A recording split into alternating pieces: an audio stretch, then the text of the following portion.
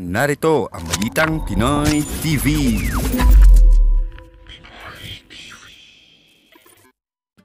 Okay, pag-uusapan po natin ngayon. Magandang araw po sa atin lahat. Pag-uusapan po natin, ito po. Una, may nakita po ako. Hindi ko po alam, no? Medyo, hindi ko po maintindihan yung nararamdaman ko. Gusto kong magalit, pero gusto kong matawa. No? May nakita po ako isang vlogger na Marcos loyalist vlogger. Na yung ano niya, hindi raw po si Pangulong Duterte nagpalibing kay Supreme Court daw. Ano po to, meron siguro kung ito po ay naganap 1890s, mga 1900s, yung hindi pa tayo buhay. Baka ano pa tayo, mapaikot eh. Pag-uusapan din po natin, teka muna bago ko ituloy. Pag-uusapan din po natin yung pasasalamat, taos-pusong pasasalamat ni Sara Duterte sa 3 tao, no? Ito po yung 3 politiko. Si Senator Amy Marcos na hindi po nang iwan sa mga Duterte. Lalo-lalo si Senator Amy Marcos. Pati po si ex-President Gloria Macapagal Arroyo. Kasama po si Congressman Ungab, no? 3 lang po yung tao talaga na very vocal na sumuporta, no? Sa kanila nung etong panahon na talagang binabakbakan po ang mga Duterte, no? Kaya ma-appreciate mo rin eh. Ang maganda lang po sa ganito pag against sayo ang lahat, buong mundo ay kalaban mo. Alam niyo po kung ano maganda, meron din pong positive eh. Alam niyo kung ano yung positive, nakikilala mo kung sino talaga yung mga tunay mong kaibigan, kung sino yung tunay na sumusuporta sa iyo. Kasi nung panahon na nasa power yung mga Duterte, parang buong Pilipinas, lahat ng politiko, no? Ngayong panahon na imaginein mo, no, napakalaking blunder sa inyo, mga hinayo pa kayong mga politiko kayo, no? Yan po, totoo po yan. At syempre, tatalakayin natin tong mga banat po ng Makabayan Black. Makabayan Black at saka tong mga kakamping. Yan po paglilingkod natin, pero bago yan, pindot na. Okay, banat na agad. Syempre, confidential fund pa rin. Alam nyo naman po, no? Talagang ito po ang pinakamalaking atake, no, sa mga Duterte so far. Buhat po naging president, actually kay Inday Sara, no, pinakamalaki na atake kay Inday Sara. Alam nyo, sabi ko nga, in a positive note, makikilala mo yung tunay mong supporters, makikilala mo yung tunay mong kaibigan pagka ikaw ay binabakbakan ng lahat ng kampo. May bumabanat na Marcos loyalist, may bumabanat na kakamping, Dilawan, may bumabanat na Makabayan Black, mga tulpo natics, lahat ng kampo talaga, as in lahat. Sa taas, sa tagiliran, sa ilalim, wala talagang kakampi. Mga Duterte lang talaga yung naiwan na magkakakampi, di ba? Tapos bigla nagsalita si Senator Amy na hindi ko iiwan ng mga Duterte, etc. etc. Si Tambi Jr. Medyo nahimasmasan. Napingot yata ng tatay o kaya ng tiyahin.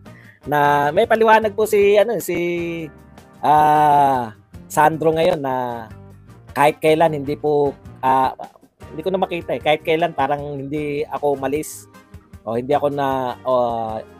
ko tinatanggal yung suporta kay President Digong at saka kay VP Inday Sara. So lumilinaw na po ngayon kung sino talaga yung mga kalaban ni VP Inday Sara at kung sino talaga yung kakampi. Kukunti lang. Kukunti lang po ang kanyang mga kakampi. Siyempre, pag malapit niya, at lalo na pag nanalo yan, ako, sabi nga sa inyo, yung mga bumabanat sa Duterte ngayon, pustahan tayo. Sanay na sanay sa baliktaran niya mga yan. Pustahan tayo, mauuna pa sa atin sa Malacanang yan. Okay. At least, alam niya na nagkamali yan. Yan, mga rookie mistake yan di ba? Rookie mistake. Masyado kasi yung ambisyon ng kanyang chewing. Okay. Bilib ako, no? Kay BP Sara, ang ganda ng layunin niya, no? Alam niya po, si Senator Bato nga hanggang ngayon humihirit. Alam po ni BP Sara na maganda yung layunin niya sa paghingi ng confidential fund. Pero ganun pa man, siyempre, nangingibabaw, no? Very divisive eh. Yeah, sabi niya, hindi ko na itutuloy yung paghingi ng confidential fund kasi divisive to sa bansa. At bilang Vice President, syempre, ayaw niya na maghiwa-hiwalay yung mga tao rito. Ang ganda po, no? O ngayon, makikita natin sa mga reaksyon kung sino talaga yung para sa bayan at kung sino talaga yung gustong magkagulo lang, no? tignan po natin, lumilinaw na po ang posisyon, yung posisyon po ng mga kakamping Dilawan at saka ng Makabayan Black. Kaya narito po sila. So kami po nagpapasalamat din po, Senator Amy, bayaan mo, no? Hindi ko alam kung magiging magkapartido kayo ni Sara Duterte. Hindi ko na alam yung magiging parte ni Sara Duterte kasi nag-resign na siya sa lakas eh. Bayaan mo, sasama ka namin sa ano. Sana sumama ka kala Senator Bato, no? Yung partido nila. Doon ka sana mapabilang para isang kampanyahan na lang. Kasi tsak, ikakampanya ng kulto ni Digong si Bato, si Bongo, si Senator Amy, si Acosta. Ay, isa pa nga pala, bago natin talakay yung reaksyon ng mga kakamping at ng Makabayan. Nakalimutan natin si Hontiveros eh. May nangyari nga pala kay Hontiveros, di ba, napahiya na naman for the second time. For the second time around ay napahiya na naman si Honti. Dito po kay Angara mismo, no? Sukin-sukin siya ni Angara eh. Opo, kasama si Tolentino siya. Hindi ko lang nabanggit kayo naman. At tatakbo na yan si Acosta. Magsama-sama na kayo, may hater.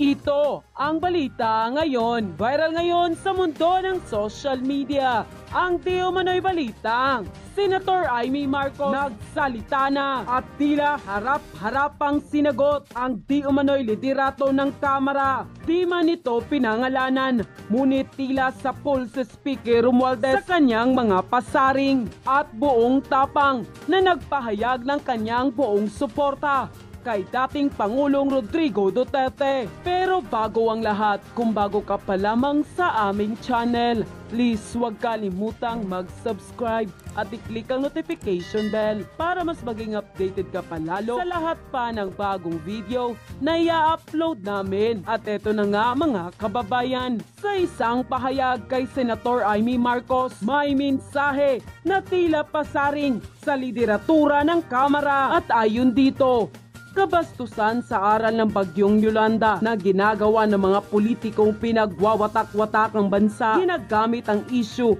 sa pagpapapogi at pagpapalapad ng papel. Kabastusan sa aral ng Yolanda ang pinagkakaabalahan ng mga politikong ginugutay-gutay ang bansa at ginagamit sa pagpapapogi at pagpapalapad ng papel. Ang aral na itinuro sa atin ng Yolanda, eksaktong 10 taon na nakalipas sa araw na ito na aking ginugunita, na walang delubyo ang kanyang lumunod sa lakas Pilipinong mulat at gising.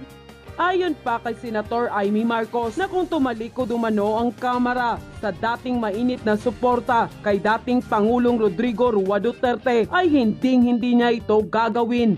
At dagdag paliwanag pa niya na isa rin siyang loyalista gaya ng kanyang ama na si dating Pangulong Ferdinand Marcos Sr. na nanatiling tapat at maninindigan mula sa mga tunay na kaibigan. Tinanong siya na kaya ba niyang pahintulutan ng paglilibing dahil kaibigan lamang ako. Ang sagot niya noon ay sagot ko ngayon. Hindi lang dahil kaibigan ko si PRRD. Kaibigan ko talaga siya. Higit lalo si Inday Sara. Mga kaibigan ko sa pagpapaunlad ng bayan, pagpapanatili ng kapayapaan at katahimikan at pakikipaglaban kontra sa puwersa ng kasamang naglalaganap na katiwalian, gutom at katraidoran. Sinabi ng senadora na walang makakapigil sa kanya para mag-ingay laban sa pagtataksil at pambabastos sa taong nagbigay galang sa kanyang ama noong pinahintulutan ng dating presidente na mahimlay sa libingan ng mga bayani ang kanyang ama.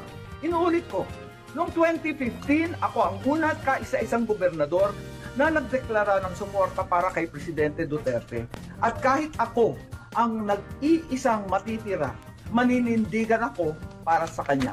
Dagdag rin ng mambabatas na kaya may loyalista ang mga Marcos ay dahil tapat sila sa mga kaibigan sa paninindigan at higit sa lahat ay pinakaloyalista sila sa kapakanan ng bayan. Nang lumabas ang balitang ito, marami sa ating mga kababayan ang hindi napigilan ng kanilang sarili na magbigay ng kanilang hinaing at komento sa mundo ng social media.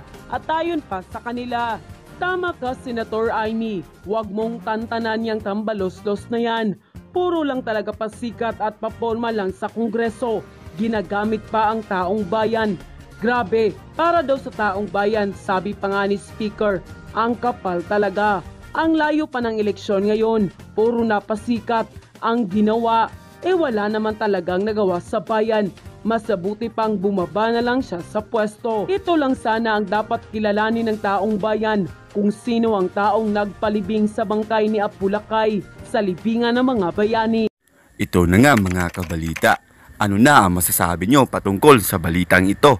Please comment down below mga kabalita. Pag-usapan natin yan sa comment section. At kung di ka pa nakasubscribe sa ating channel, baka naman